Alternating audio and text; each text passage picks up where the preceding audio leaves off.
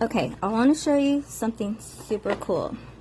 Have you ever seen an orchid bloom like this on the top? Here. And also this one over here. So, what I did, I found this crazy Keiki cloning paste. Let's see, I'll show you.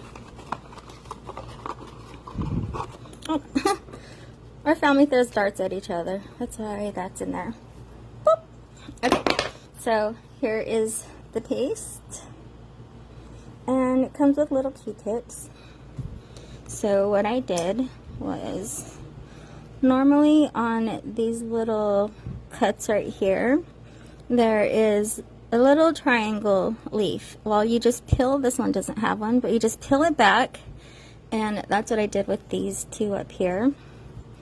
And then you get a little bit of the cloning paste, add it here, and in a couple months, you will have one of these on the top of your orchid. So I have no idea what I'm going to do with them, if I'm going to cut them and repot them, but just wanted to show you.